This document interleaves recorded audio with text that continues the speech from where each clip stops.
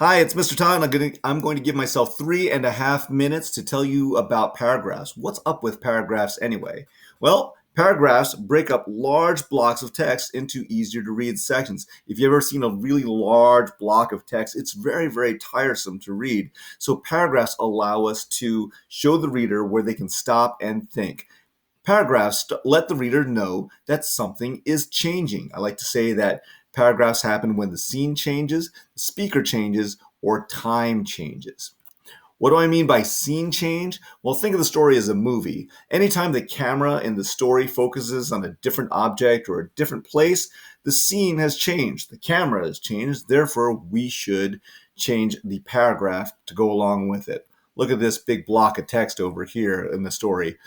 Mr. Ta had had a long, hard day at work. The Wi-Fi stopped working halfway through his lesson, his water bottle had spilled all over him, and his bike got a flat tire on the way home. He had to walk his bike for 3 miles, and when he got home, he was frustrated and exhausted. He walked into the house with one thing on his mind, the package of Thin Mints he had hidden away from the rest of the family. He wasn't supposed to have too many sweets, but he kept this box hidden away in case of emergencies. You notice where the scene changed? We went from me talking about my hard day at work, and then I walked into the house. And so that right over there, where he walked into the house, that's a scene change. We should make that into a new paragraph like this.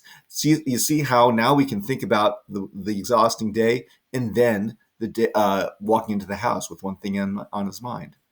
So how about speaker change? What do we mean by that? Well, whenever you use any dialogue, and hopefully you are using dialogue, start a new paragraph anytime a different person is speaking. Remember, think of the camera changing focus from one person to the next. Like this. He went to the closet where they kept the vacuum cleaner. He knew it was the last place the kids would look. He opened the door and was about to move the vacuum bags aside when he heard a voice behind him. "Hi, Daddy, what are you doing?" Noah asked. Mr. Todd whipped around guiltily. I'm about to vacuum the kitchen." "I can do it. You look tired." "Thanks, Noah, but I can handle this." Mr. Todd blocked the open doorway with his body.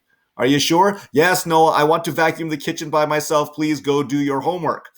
You see, every single time that we change from Noah to me, over here and over here and over here and over here and over here and over here, the speaker keeps on changing back and forth. So it's a lot better for us to make each single one into its own paragraph like this. This way we can see what Noah says, and then we can see what I do and I say, back and forth, back and forth. It makes it easier to follow.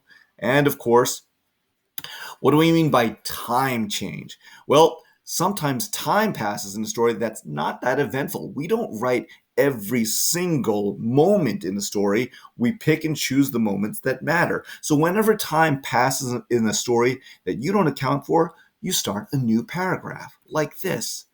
Mr. Todd dragged the vacuum out of the closet and proceeded to vacuum the kitchen while Noah watched. 15 minutes later, he returned to the closet to put away the vacuum, but before he could grab his cookies, Emily came up to him, asking for help with the math homework problem. After an hour of math homework, it was time to prepare dinner, eat, and wash the dishes. Mr. Todd thought he would never be able to get those cookies. Finally, right before bed, he tiptoed over to the closet and slowly creaked open the door. And look, here, time changes here, here. Oop, hold on. I didn't make it, but we're going to keep on going. Over here, here, and here. You notice 15 minutes later, and then after an hour, and then finally right before bed. Those are all different times. And so it's a lot better if we change those into different paragraphs like this.